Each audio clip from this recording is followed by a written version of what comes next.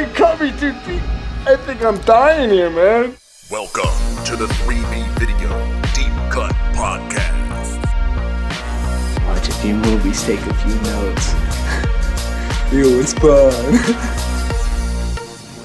Aw, yeah. It's that time again for another bi-weekly episode of the Deep Cut Podcast with your hosts, Rotten Roger DeMarco and Baldy. This is Evil. Mr. Evil in the back room. We are recording this on the 10th of January, February, March, April.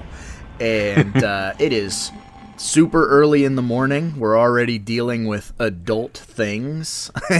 but I'm putting those adult things on standby to record a podcast, eat some cold za, and talk about man's best friend.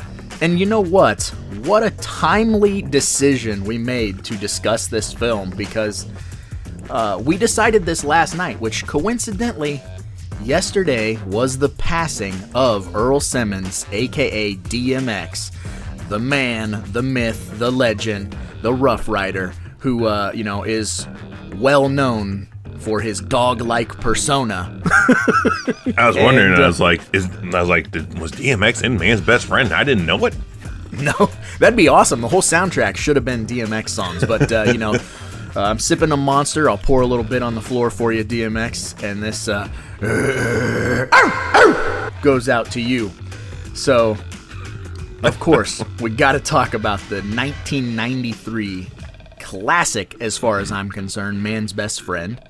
So, Evil, won't you let the good folks at home know a little plot synopsis of this film if this has slipped under their radar?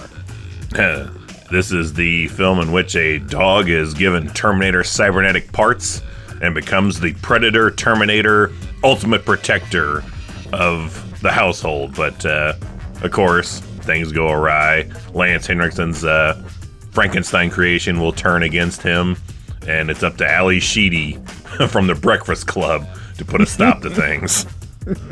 Yes, she's going to use her dandruff powers and her kleptomania, which literally, this is how her kleptomania plays into this movie, because she steals goes and the dog. steals this fucking dog. And, there's a lot of things logistically that I want to talk about this movie. One being that the dog has to take medication, otherwise it will become a homicidal maniac robot killer dog. So it's more human than dog at that point. Yeah, more human than human. And this was directed by John LaFia. I don't know if that name rings a bell to you, Evil, at all. Not a bit. But he was the writer of the original Child's Play. So, Tom Holland directed, but he was the writer. So that's kind of dope. I couldn't imagine how much more gnarly this movie would be if Tom Holland had directed it. Oh my God. Yeah. Sign me up. We would have a Man's Best Friend franchise, which, man, even though this is a one-and-done movie, they had hopes, at least, I think, maybe, of doing more of them, because they leave it totally stinger open for like, oh shit, one is fallen, but another shall rise. Yes. And you know what? The 90s was a weird time for horror movies, and this was 93, right? So yeah. The potential was there. We hadn't had a good killer dog movie in a hot minute, and this one, for whatever reason, every time you and I get together, we end up talking about this movie. And it's one of those movies that seems like it never got a fair shake. People didn't find out about it, or just, completely bypassed it. Whereas you and I both, I think, in 93 discovered this movie as children and were like, this is so rad. I just remember, we blind rented it from the video store, and it had a really cool cover, which is the only. I like that both of us had the same complaint when Shout Factory announced they were going to do this movie. We're like, oh my gosh, yes, gimme. And then we saw the their like original cover art done. Ew. Which I'm like, I don't remember that cover art, but that I don't like that. It's like stretched and skewed, and it's weird, and I hate it. Yeah, the VHS cover art, I love it. It's what got me to rent it back in the day. So I wish they would. Maybe that's the alternate cover art. I'd like to one day maybe pick it up. I may just be fine having the DVD, but we rented it totally blind. Thoroughly enjoyed it, and one of the side things I'll always tie to Man's Best Friend is when you used to rent tapes, you would have a couple of trailers before the tapes, and this movie had New Nightmares trailer at the beginning of it. Did. And I was like, what the hell is this? Hey, that's the chick from Nightmare on Elm Street. Holy shit, there's another Elm Street coming! As soon as he did the closet reveal, the Miss Me. Yeah, and that's some of the logic right there, being like, just that trailer being on the tape, I'm like, I gotta own this, just so I have the trailer for New Nightmare. It's almost irregardless of what the movie is gonna be like. Yeah. But it ended up being an awesome movie. And I think that we tie to it because we both watched this really fucking oddball movie, and then we went, probably 20 years before we could talk about it to anyone else. And then when we find that person we find that one person that rented it also, like, oh, my chosen mate. Yes, my home slice, my dude. And I think that since this movie is so bonkers, that's why it appealed to us. Because in '93, I was a 9-year-old kid, and there's something about the stuff that goes on in this movie where the dog can use like an invisibility cloak, also urinates acid, which if that sentence doesn't sell you on needing to see this movie, I don't know what will. Which he utilizes as a weapon, not just to relieve himself, and he does. He does. I know if you've not seen it, your mind is immediately going to like, I wonder if he pisses on a dude's face. Yes. Yes, that happens in this film. Yes, there are dog, acid, urine, water sports in this film, and it's awesome. It's so much fun. It's just stupid fun. Like, here's the thing: if you're thinking killer dog movie and you're like, Cujo, this is nothing like Cujo. This dog acts like a goddamn serial killer. He is murdering people and burying them under the porch. Which also, coincidentally, is one of our other favorite conversations when it comes to props. So you've got, dead dog props, dead cat props. And this movie has an awesome, it's not a dead dog prop, it's just a dog prop that they use, a puppet dog that they use. But then there is a dying cat prop.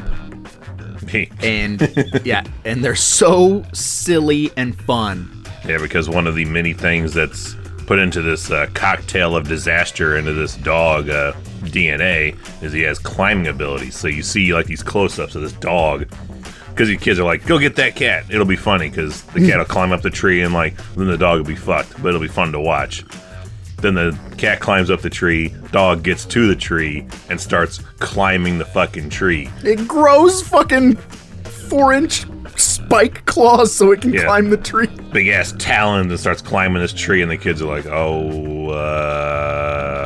and then, of course, cuts to the funniest fucking scene in the movie, which, if you go back to our live stream prop game, I put it in the prop game of this, you smash cut to this dog, like, gulping down a cat. Like, you just have part of a cat hanging out of a dog's mouth.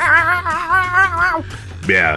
And for somebody that is, like, immediately disqualifies animal death in a movie for being a good movie, this is one of those extremely rare exceptions, because the more goofy you fucking make it, I'll buy it. And this is the equivalent of throwing a dummy off the roof in Death Wish 3.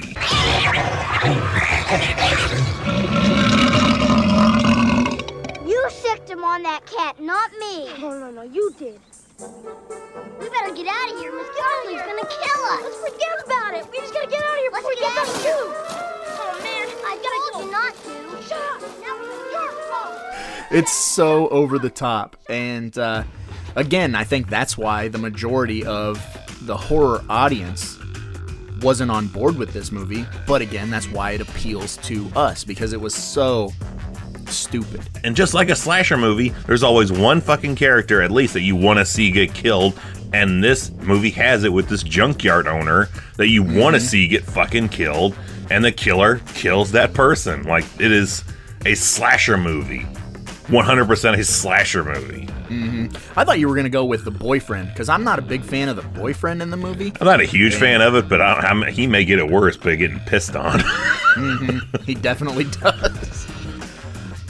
But, you can't talk about this movie without talking about Lance Henriksen being being responsible, I suppose. And he comes across early on in the film as a villain, which he, by all rights, he is a villain because he created this monster dog. But somewhere in the middle of the movie, there's kind of a tonal shift where you're like, oh, no, he's a good guy because he's trying to stop this dog. But he has, it's a weird like gray area because he has bad guy traits, but he's your Dr. Loomis almost. Kind of, and very much like that first Halloween. Like you look at the cover, you look at the back of the movie, and you're like, oh, this is gonna be a Lance Henriksen fucking fighting this dog movie. And Lance Henriksen is in it at the beginning, a little bit, a hair in the middle, and he comes back at the end. There's not enough Lance Henriksen in this movie. Right. And man, it was really tempting to have him sign this when we got to meet him a few years ago, but Hard Target ended up winning out the bet because we get more Lance than that. Yeah, that's true. We should have cranked up the dial on the Lance Henriksen performance in this movie. We need more.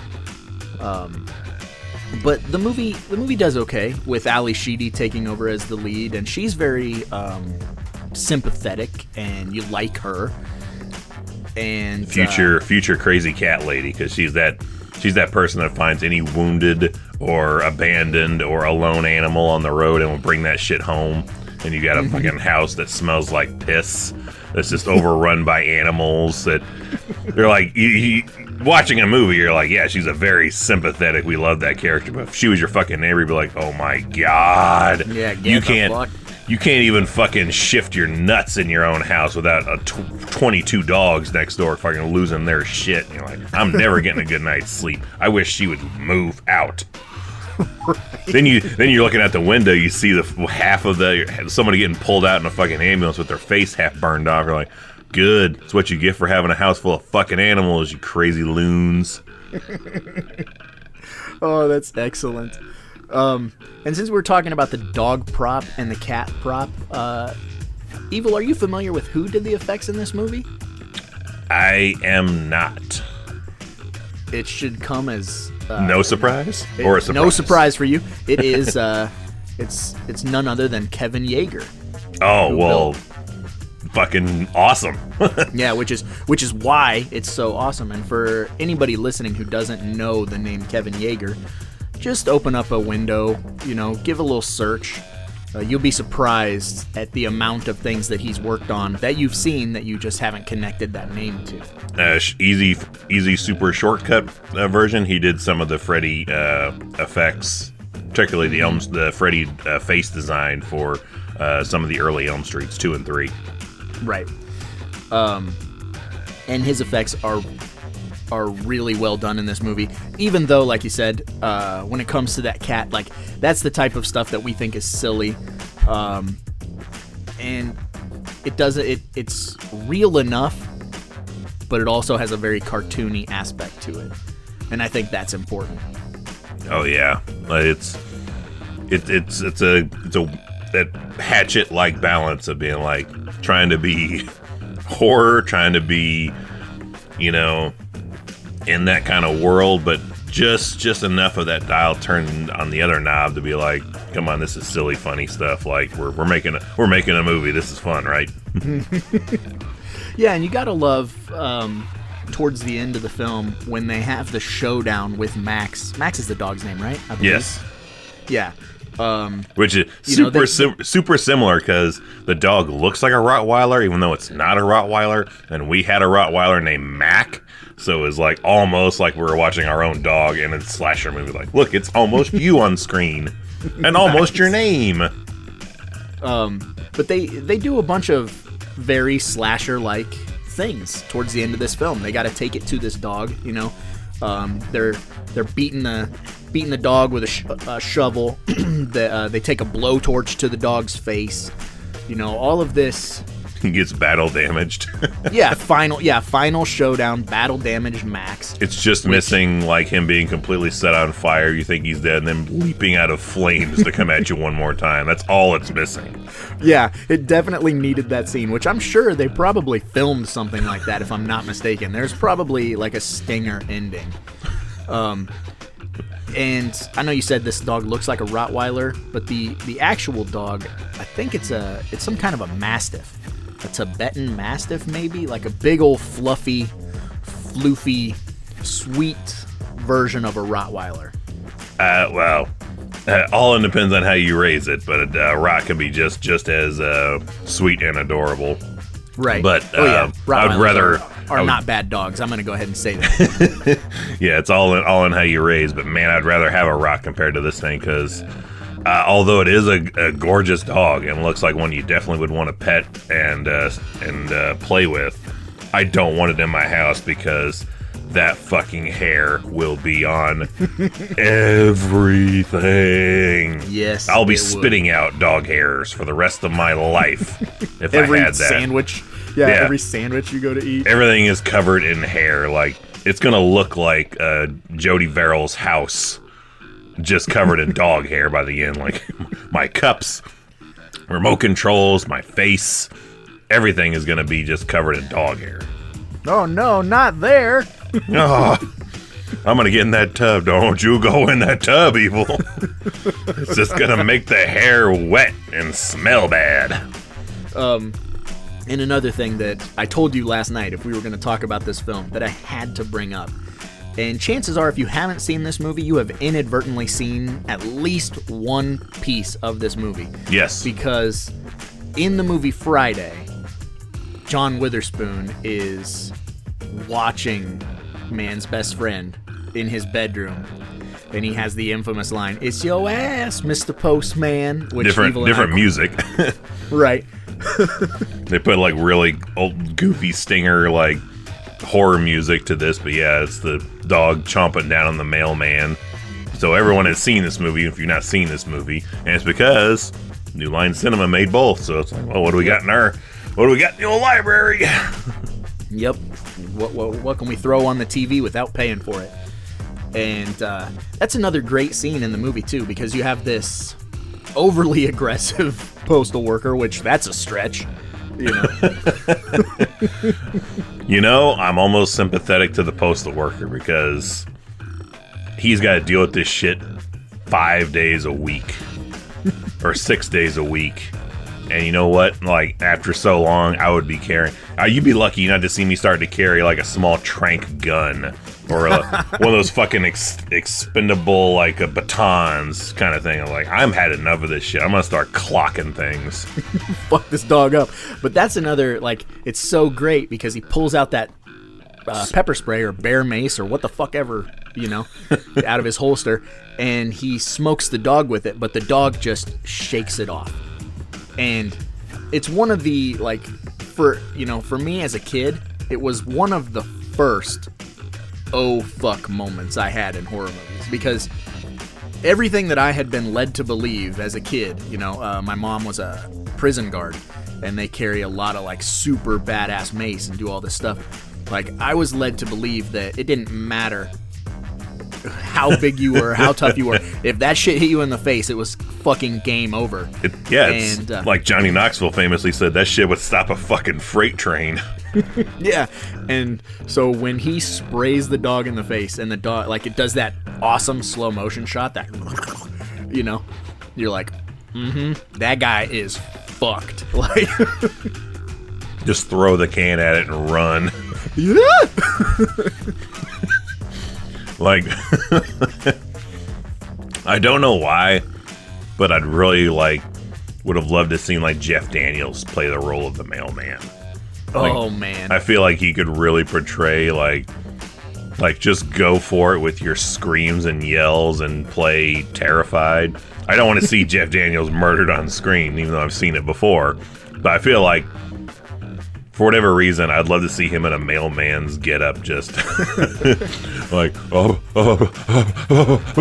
look how good he did in Speed, dude. Like, I always, whenever someone tells me that Jeff Daniels is not a super talented actor, or same fucking year that movie was made, he made Dumb and Dumber. Mm-hmm. Yeah, he has a range. You know, I always go back to Speed. I'm like, look at him. Look at like the playfulness and the sympathetic vibes that you get from him. Like, he's a great actor. So yeah, I'm all for that. We went on a tangent, but let's put Jeff Daniels in the remake of Man's Best Friend. Hashtag more Jeff Daniels in cinema. Yeah, the same exact year, he is playing a dumb dipshit dog driving grooming service. He is a fucking bomb defusing SWAT team member associate of Keanu Reeves trying to dismantle bombs remotely off a fucking bus. Like, Jeff Daniels is the man. Yes, true. And speaking of sabotaging buses, can't talk about this movie without talking about again, we gotta go back into those slasher-like elements. This fucking dog sabotages the boyfriend or husband, I always forget their relationship officially. I think it's a boyfriend. Sabotages the fucking vehicle. Yeah, cuts the brake lines or drains the brake fluid. Like, yes. He's a serial killer slasher. Do not think of him as a fucking dog. He is a fucking serial killer. Like, you put a serial killer's brain in a dog's body. He is only bound by his dog looks, but other than that, he is a fucking straight up, like, replace it with a human, he'll do these same exact things. Yeah. Well, dude, I mean, and that all goes back to the whole thing of, like, Lance Henriksen being like, well, if he doesn't take his medication, he gets angry. Or what the fuck, you know what I mean? Like, it literally is like an insane, inmate that has escaped from an insane asylum. So short term is a sedative. What you mean is you need to give him his sedative to keep the to keep the killer asleep inside of him. Right. Keep him asleep so he don't kill the mailman. And that's still even as goofy as it is that he sabotages the brake lines of this dude's car. He does murder that postman that has the scene from Friday in it.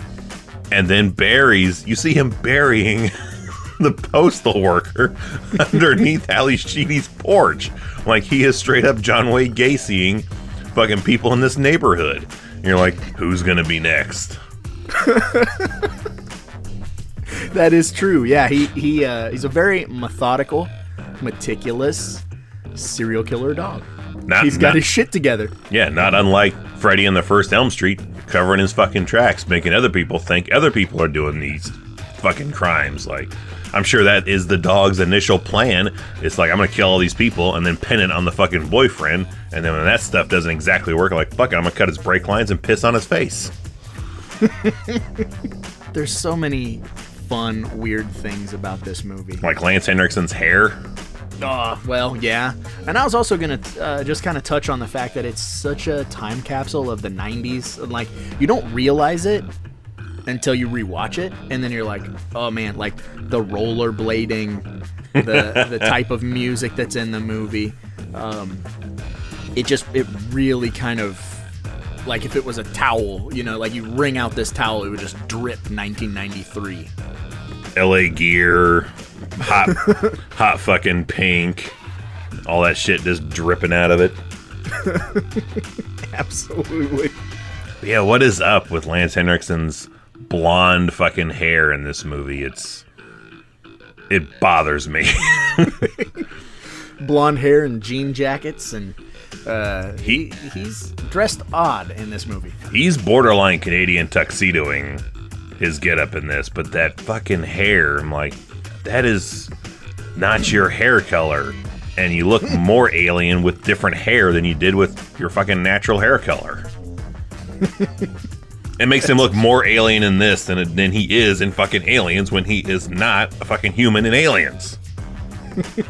He just looks odd in this movie. And it almost feels like, because, you know, in real life, Lance Henriksen, he like makes plates and glasses. Like, he's really into, like, I don't even know what the fuck you call that. Like artistic. Making your own. But like making your own plates and glasses. And so I kind of feel like he agreed to do the movie and just like showed up in his own clothes. Like, this is how I dress when I'm, you know, in my room making plates. I do kind of feel like he doesn't necessarily take jobs for passion projects. He just is like, well, I got to pay the bills and people think I do this well, so I got to make some more plates and shit. So, all right, what's floating around out there that wants some the Henriksen treatment? Yeah. And he's one of the best character actors of all time, but he has a very unique approach to a lot of things. Like, I don't know if you read his book, Not Bad for a Human. I have not. But, you know, he's not I'm pretty sure he's not a very, like, highly educated person. Not necessarily a classically trained actor. No, he's deaf in one ear, isn't he? I think so. I want to say he's deaf on one side. I even think when I was telling my mom, I was like, oh, I'm going to get to meet Lance Henriksen at the show we're going to go check out. And he's like, he's deaf on one side. Make sure you talk to him on his other side, so otherwise he won't hear you. Yeah. Oh, okay.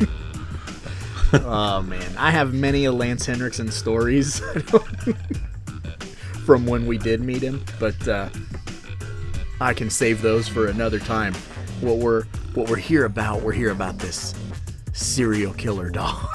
I think it could warrant one. I think you should let one story out about good old Lance, because even though I did meet him, talk to him, and have him sign my copy of Hard Target, I don't remember much of any conversation that we had. Is very, very brief and nothing super memorable. So I'm super like interested to hear at least one Lance Henriksen like interactive story. Okay.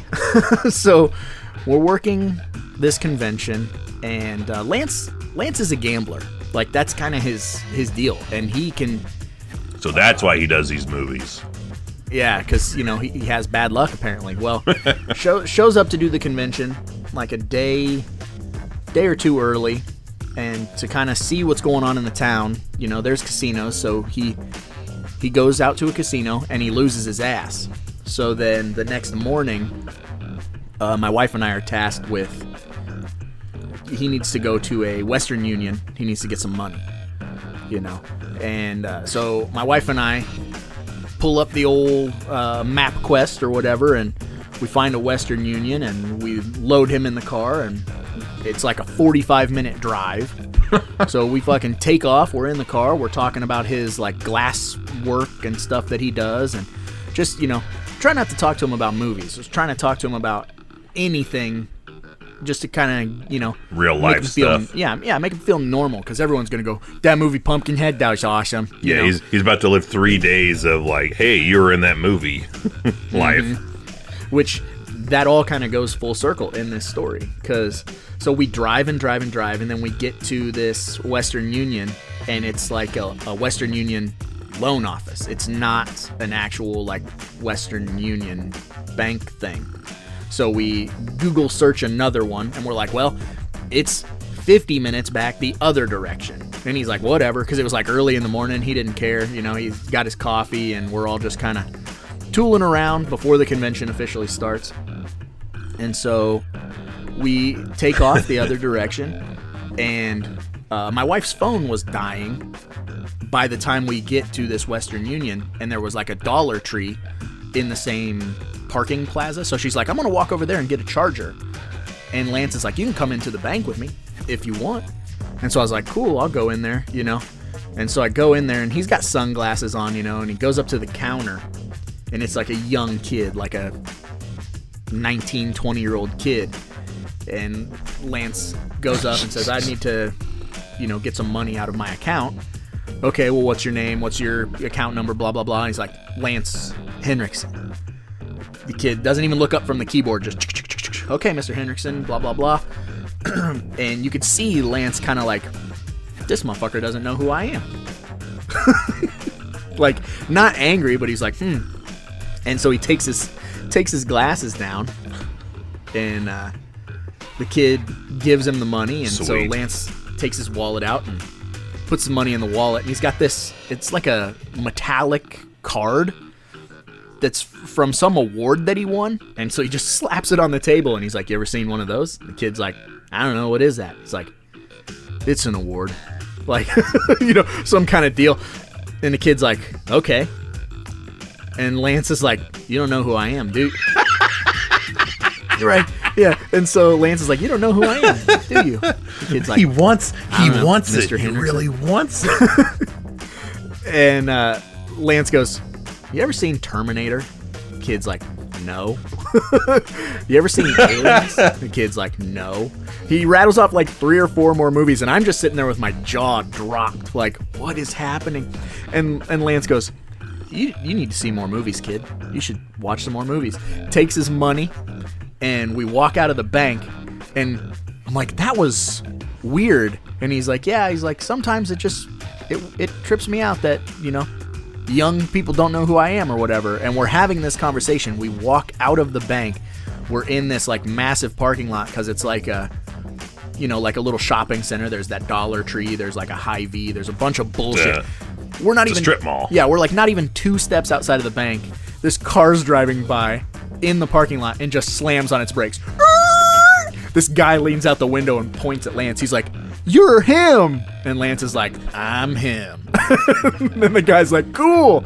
So Lance goes over and like takes a picture with him leaning out of the car. And then, then we get in the car and drive back to the convention. But, yeah.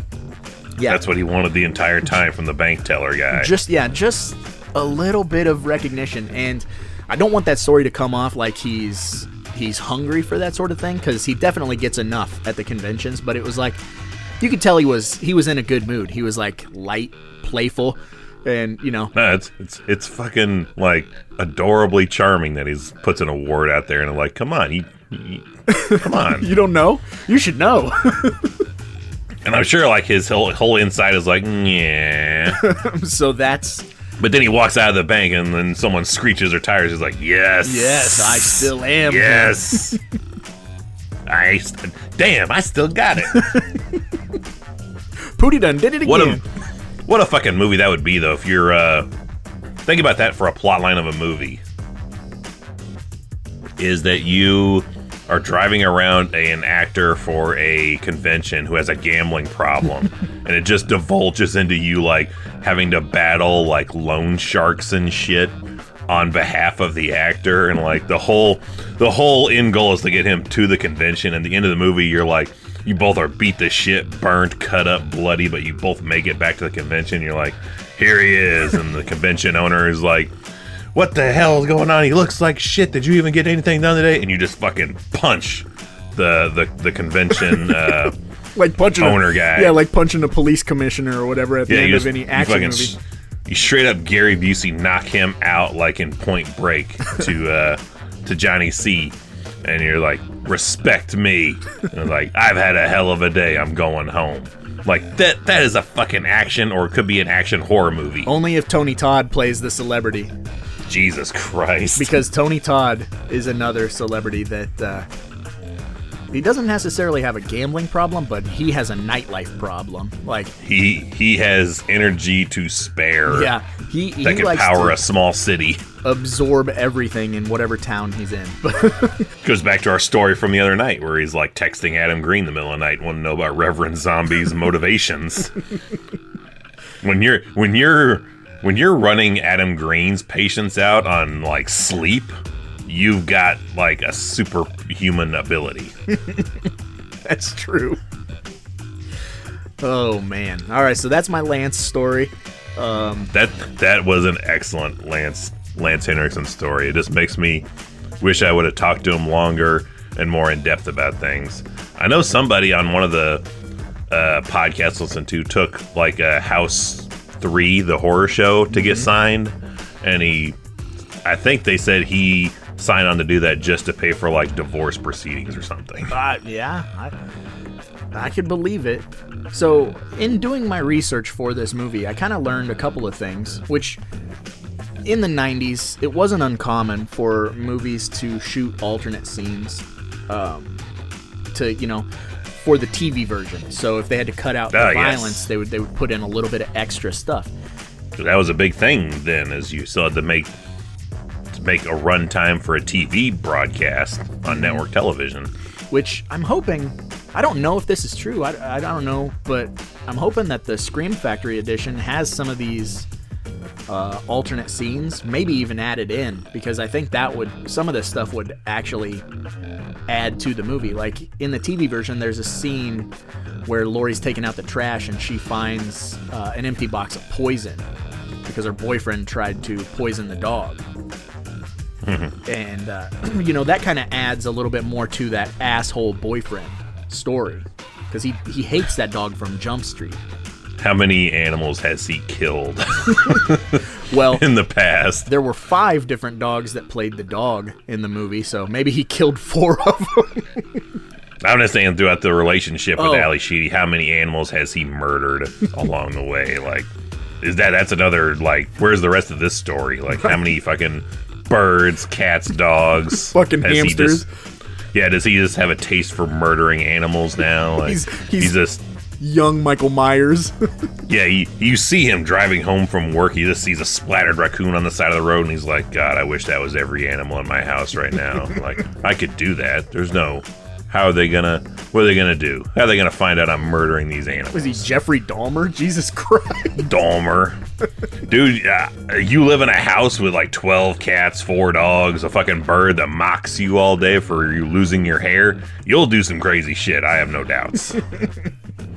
You'll start thinking about things to take care of your problems. Yeah, that's true. You probably would. That dude is breathing dog hair every day on top of like this new one coming in that's literally a fucking fur coat. Every time I think about the movie, I get the boyfriend confused. He's not the guy from Ghost that's in Friday the 13th Part 6, is he? Tony Goldwyn? Yeah, that's not him, right? I'd have to look. I always want to confuse him with the other shitty Ali Sheedy boyfriend from Short Circuit. Like, Ali Sheedy just has a terrible precedent for being with guys. Maybe she should have just stuck with Emilio Estevez. I don't think that's. I think the boyfriend is boy, I'm gonna butcher this last name. He's played by Frederick Lehne, Lehne. But for whatever reason, in the mid-90s, like, I always confused the two of those guys. Like, they don't look overly similar, but they both kind of have like a forgettable face. So, like, when I picture the movie in my brain, the only face I can see is like a blur. And I kind of piece together an actor, and I always come up with the dude from Jason Lives. Tony Goldwyn. No, Frederick Lehne. I'm looking him up to see what else he's done. Maybe we have a. He was in The Dark Knight somewhere. As henchman number 46. He doesn't have a recognizable face. Like, you don't see him and go, oh, yeah, that dude from that guy. He's literally one of those guys you gotta be like, shit, I gotta look this dude up. I don't know anything off the top of my head he's done. Yeah, he's an exchange security chief in The Dark Knight Rises, so that tells you where he had his heights of cinema fame in 1993. Right. Well, we spent 40 minutes just kind of rambling about this movie. And the stars of it. Yeah, so speaking of stars of it, is it time, Evil? Well, it's not time to play the game, but it is time we can check out a handful of them Amazon 1-star reviews. I'll cue the music now.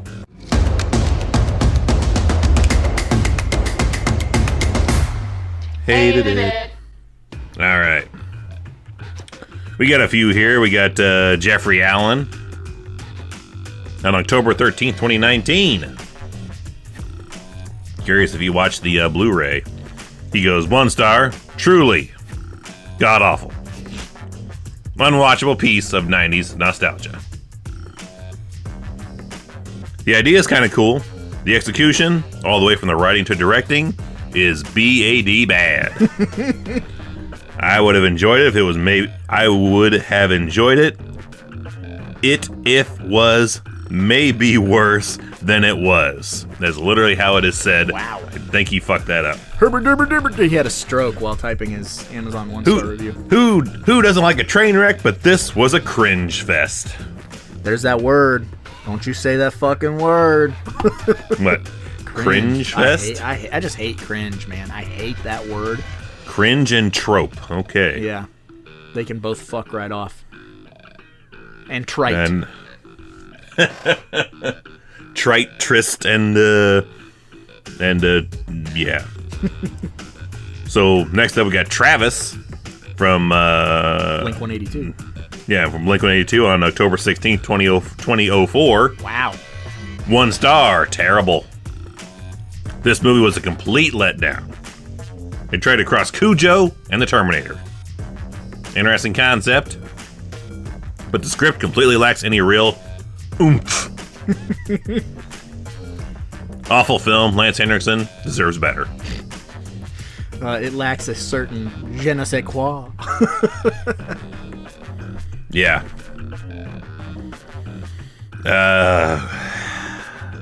Not a whole lot I could find, but this last one on here, I just had to put it in just because. This is where I feel like we need Remix just to see maybe he can decipher this. Oh boy. Maybe I'll take this screenshot and I'll send it to him and be like, what does this mean? Does this mean anything to you? Because I would say it's a pocket dial. But it can't be. Okay, yeah, because you have to log in. You have to fill out multiple things. It is from BLB on March 5th, 2013. 1 star. Sucked. Suck. FVNFVF NFVDF MNFF VMNF VNMF VFMF MFF FVMF MFFF MF MFM VF MFFN FDF DF NDF MF FVMNF VMF VFVMF VMVF VMF VMF. Maybe it's like a QR code, or maybe he was a side. Maybe it's like one of those CAPTCHA tests, like he's a robot and it caught him. It's fucking shorthand for something. What is it? FMV FMV. Oh fuck, that's awesome. It sucked for all those FMVMF FMVFF reasons. Yes, fucking mother vehicles. So is that the end of the Amazon 1-star reviews? I mean, I don't know how I could top it after that one. I don't know. I think that may be the most in-depth 1-star review we've ever had done on the entire history of 3B Video. Yeah, it definitely is taking the cake. It's it's no Rondale Dale Branch, but it's up there. What if that dude is asleep and he's just fucking thinking he's typing fucking a really in-depth? He's just in his sleep. He does 1-star reviews for movies. I'm gonna try and find Rondale Dale Branch on Facebook. So I can I don't know why we haven't done that yet. I don't know why. But like, can you give us your opinions on other films? Just we want to have you as a constant for everything. We loved your 1-star review for, I don't even remember what fucking movie it was we got him for. I love your work. Yeah. Yeah. Oh God, yeah, he's one of the great literary minds. Well, I like what you threw down there, buddy. Since we're done with the Amazon 1-star reviews, that can only mean one thing. Evil, what does that mean? It is time on this WrestleMania weekend to play the game. It's time to play the game. Time to play the game. It's all about the game, you know you play. It's all about the postal man, and he's dead as shit. He gone. Yes, that's right. It is time to play the game. This is how we like to wrap up our podcast. For any new listeners out there, I almost called you viewers. You're viewing with your ear holes. Viewer mail. Yes. We had a viewer mail moment. Should we do a viewer mail on 3, 2, 1? 3, 2, 1. Viewer mail. Viewer mail. That's a movie crypt deep cut if you're not aware. Yes. Maybe one day we'll bring in some sort of segment like that to our podcasts, live streams, Let's just whatever. Just think of a word. Well, maybe now it's time for money or mishap, and then never explain it. Yeah, I love it. We're doing it. So Evil, I suppose, hit him with that poquito, that brief plot synopsis on what the game is, and then we'll get this motherfucker rolling. If you've been on for this many episodes and you still need an explanation, I feel sorry for you. You should know what the prop game is by now. Shame on you. And I'm actually going to not explain the rules. You should know the rules. And if you don't know the rules, go back to episode 1 and learn the rules of the game. The rules. You should know these rules by now. They're quite You simple. pick a prop from a movie you want to own. You want to own a prop from a movie? You're going to pick it from this movie to own in your collection. But don't make it a fucking obvious one. Be creative. Be original. Be unique. You're better than this if you don't know it. You're better than this. Don't be that clerk to Lance Henriksen. You know who we are. This is an award we've won. Here's the silver bolo tie, clear as crystal. One day, that silver bolo tie. Darcy, Joe Bob, if you're listening, send that right over.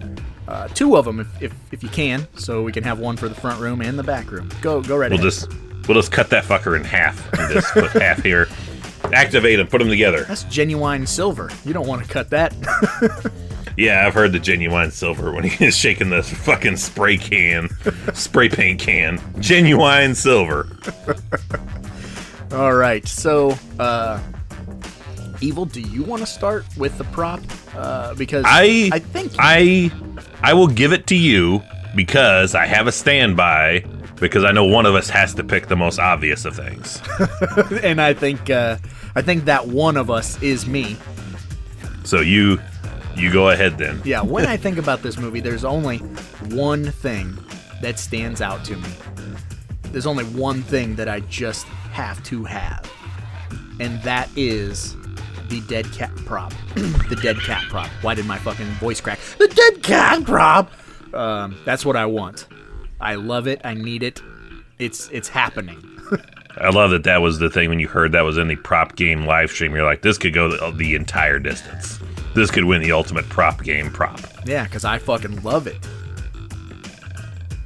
I can't argue against it, and it's hard to pick anything else other than that because I love that prop as much as you do. We have to cut that cat in half and split cats. Yeah, this is a split cat used for the 3B video live stream shows.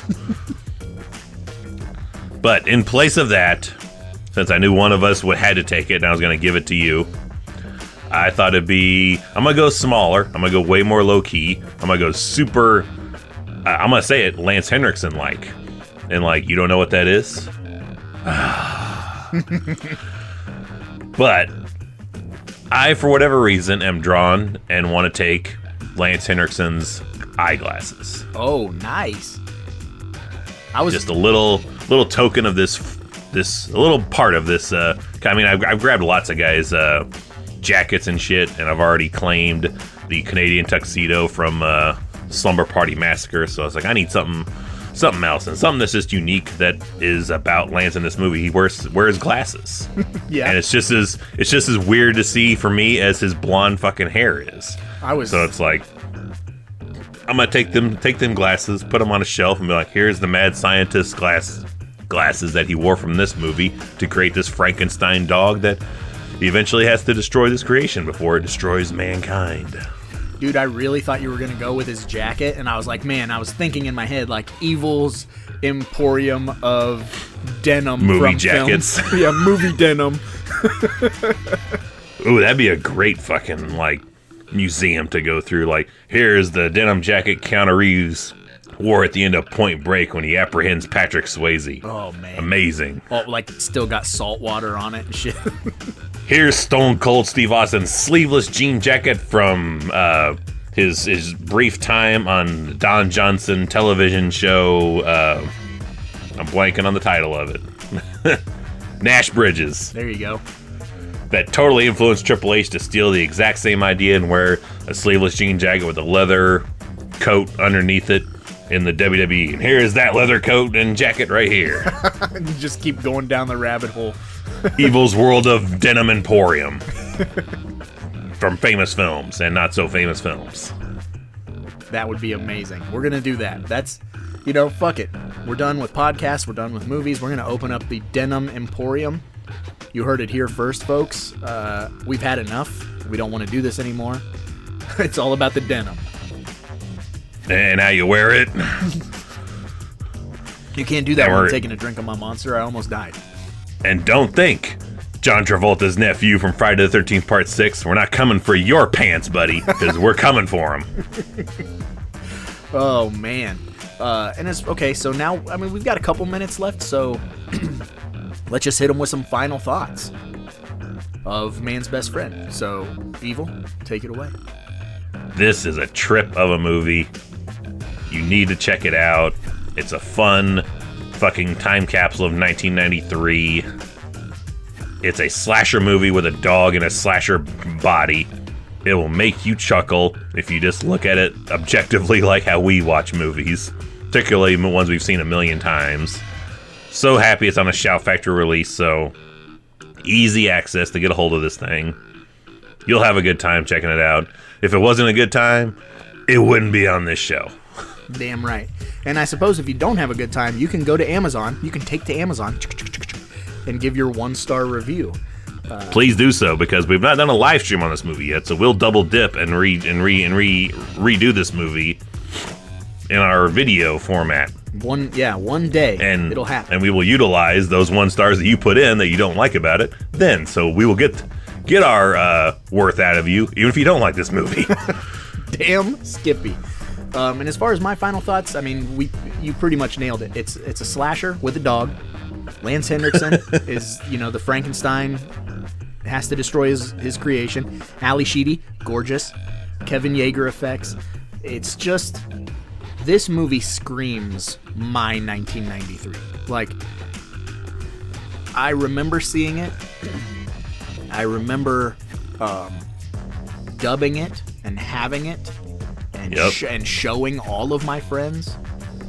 And, a handful of them being like, this is fun. And then the other ones being like, this is dumb. And, that's when that starts to happen, around like 9-10 years old. And they're like, oh, they're not really my friends. Right, yeah, you're starting to figure out. You're my friend by proximity, not by interest. Yeah. So man, that should have been the tagline for the movie. The slasher is a dog. Classic.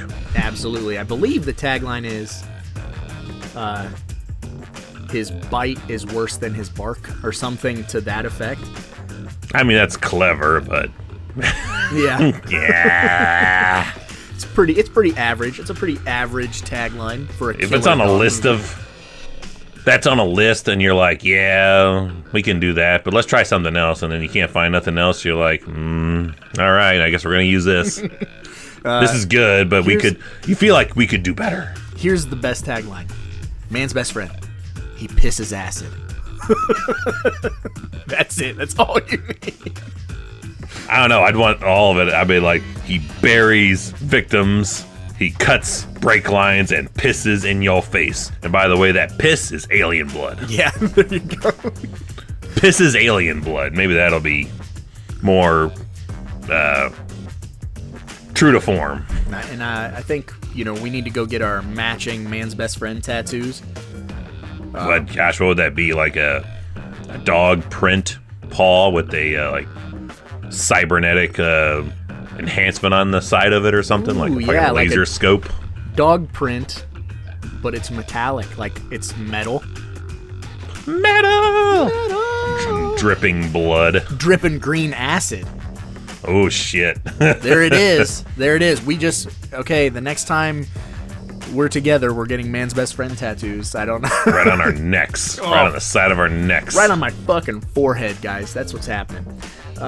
Okay, well, we've done our final thoughts. We've went through everything. So I suppose that'll about do it for this week's episode of the Deep Cut Podcast.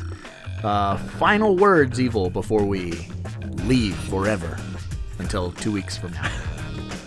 I still love that fucking bird mocking dude. Baldy, baldy, baldy. Screw you. And the bird, without missing a beat, goes, screw you. Yeah, we forgot about the bird. The bird's in the movie. It's important. That bird, off-screen kill.